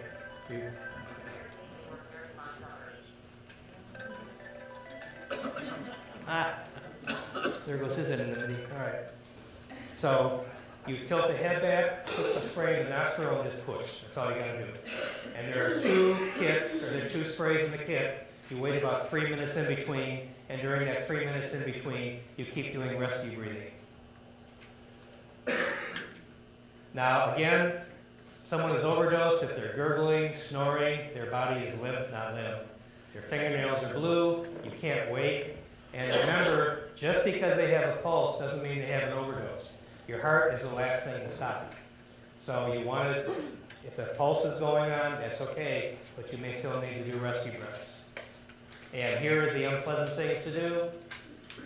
And call 911. And you can leave the phone on speaker and lay it next to you, and they'll talk you through it, unless you're in Detroit, in which case they'll probably hang up on you. So we've talked about this. The abdomen should not move. The chest should move. 2 breaths, and then after that, you get a breath every 5 seconds. And here's a breathing mask. If you have a loved one who you think may overdose and you may need to save them, you should order this on Amazon. It's a rescue breathing mask. It's $7. You don't need a license to get it. And we bought a bunch of these, and considering the carfentanil may be involved nowadays, it's much safer, and it protects you from getting an overdose as well.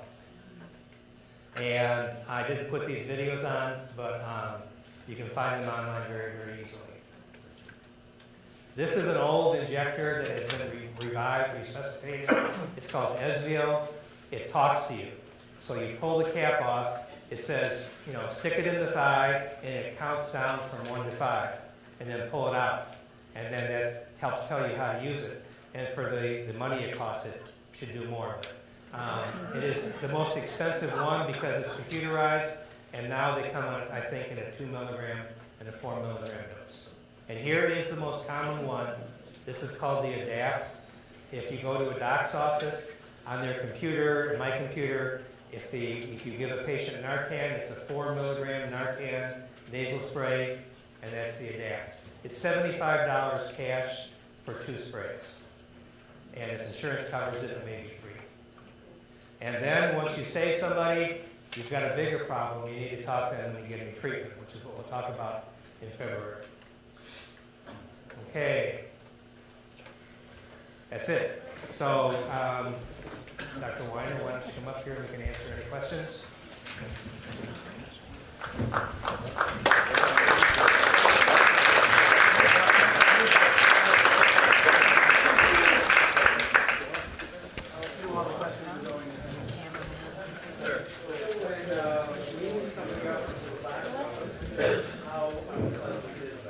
The question is, how unpleasant is it to come out of Suboxone?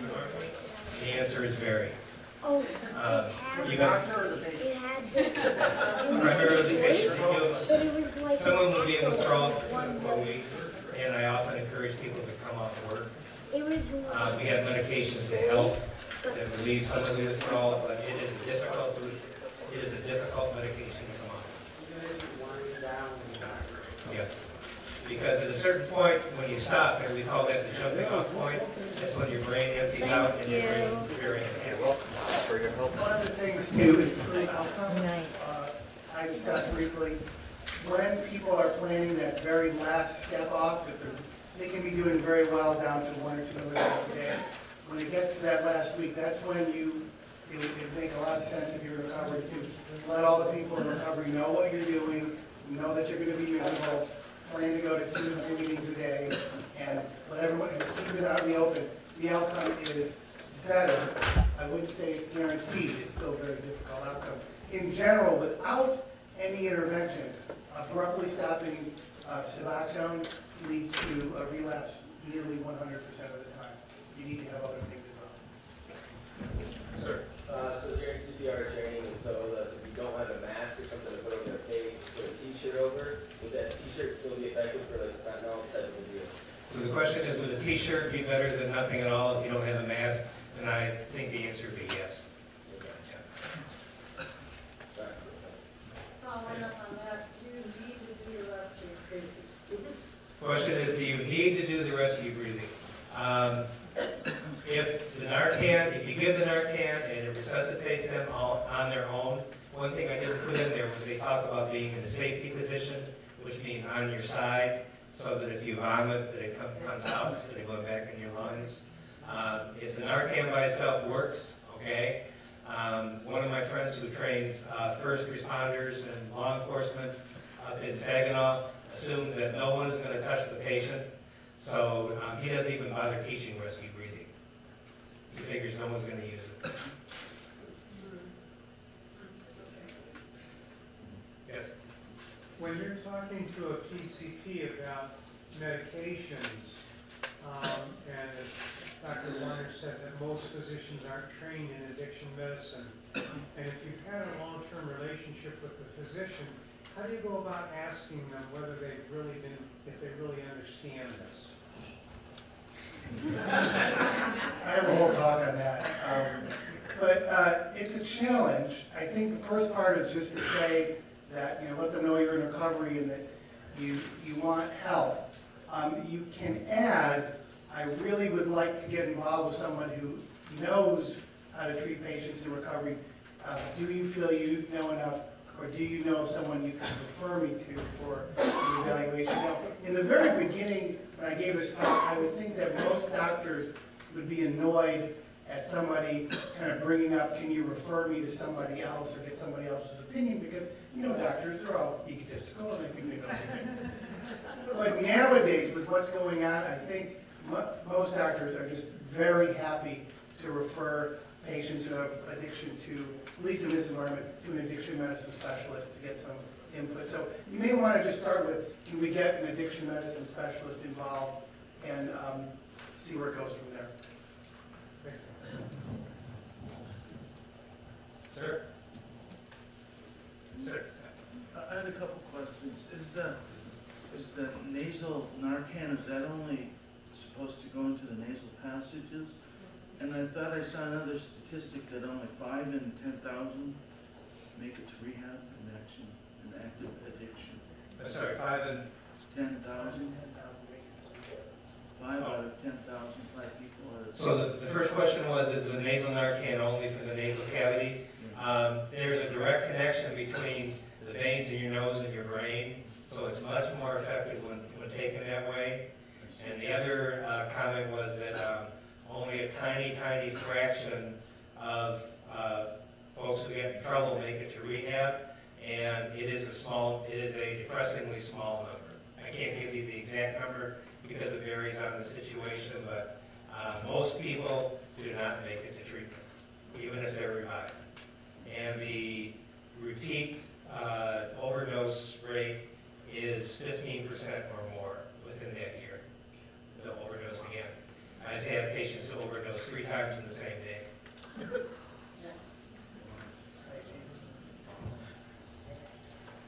So you talked about one of the new laws that basically requires informed consent. Are there any exemptions to that informed consent, and can you talk about them?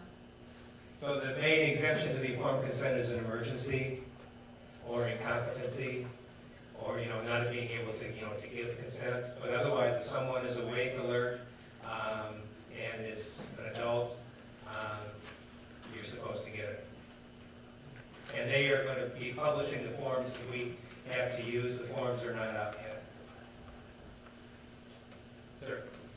Yeah, I saw a study, it was done, I think it was in the New England Journal of Medicine, like back in the 80s. And back then, what I heard back then was that it was very rare for somebody to go in the hospital, be on pain meds for quite a while, and then become addicted.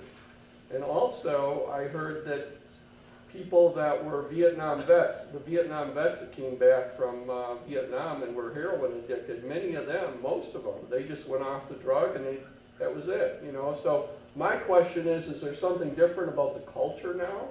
I mean, So what's changed? The paper you're referring to was written by someone named Porter back in 1980. It was a hospital chart review that was completely unverified, and those authors are chagrined about it to this day. They're vilified, actually. And it was just not a good study, and it was held up because it came from the New England Journal. Okay. Speaking about Vietnam veterans, I had a friend who was one of those Vietnam veterans who was treated and was supposed to be in spontaneous remission and brought back to the U.S. He continued to be an active heroin addict for about another 30 years. Again, these studies are terribly, terribly flawed. I see. And it is true that a lot of people who abuse drugs will spontaneously go through remission. But there's a significant number of people, and again, depending upon the situation, it's anywhere from 5 to 25% who will develop full-blown addiction. And that, my attitude towards that is, I'm also an OBGYN, and if I said that ovarian cancer was not a problem because only 1% of women died from it, I'd be lynched. And it's really a similar situation. It's not a majority of patients who will become addicted, but it is a significant number. Okay. I have one more question. Regarding all these changes in the laws that are happening now, are you optimistic that this is going to make a difference, or?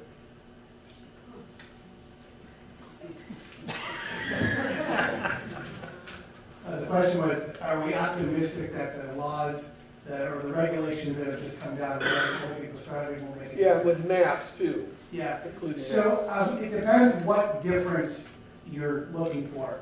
For a number of people who take care of doctors in large systems and they look at the number of opiates prescribed, I bet you this will make a significant impact and reduce the amount of opiates prescribed. From someone who treats the person who's addicted, I do not think it's going to make a huge change. We would hope that with less tablets out there, less people will be exposed in vulnerable periods and less likely to develop addiction. But, you know, on the other hand, people who have been receiving opiates who suddenly get cut off do what? They use heroin, right. And so I think it's not a coincidence that when Norco went to Control 2 in 2014, we started seeing an increase in heroin overdoses. It could be related to the reduction in supply. I think there were a lot of other factors involved as well. So it depends on what you're looking for. I think there will be some positive outcome, but I don't think it will eliminate addiction, for instance. There's a question down here. 3 days supply of 16-year-old who's going to have dental surgery, 3 days supply. Is there a risk of that getting a 3-day supply of Yes. opioids? Yes, it's probably less than 5%, but it's not zero. Ma'am? So someone who suffers from the Hyperalgesia. Yeah, what do you suggest for them to do? So the question is, what do you do if you have hyperalgesia? And you have those choices. Okay, you can taper, you can go cold turkey, you can go on buprenorphine. If you're not willing to do that, a lot of people simply feel that it's just too difficult to do any of those and want to stay on their medication, even if you explain that their pain is probably being made worse, because the withdrawal is the worst part of all for them. Well, I've come completely off of everything, so how would I manage my everyday pain now, is what I'm saying. Like I have to take opioids, obviously, because I am an addict, so how would I deal with my pain now? Well, with non-narcotic medications or not with medications at all. All the stuff we talked about with the first guideline. One of the things that we look at our society compared to others, there's chronic pain in every human society in the world. Our society has developed an expectation that pain is not something to be part of our life. And we're taught that, and we're not taught in America the skills to kind of handle day-to-day pain and just kind of survive and realize we don't need to gobble a bunch of medications to handle it. Although, that being said, there are things that I think help. Some non-pharmacologic techniques involving yoga, meditation, mindfulness, and if someone has had adverse life experience or early life trauma or abuse, I have seen a significant improvement in their outcome with something called pain psychology counseling, which is available through pain psychologists. Okay, it's 9 o'clock, so we'll stick around for any further questions, but thanks for attending. We'll be over here if anybody wants to.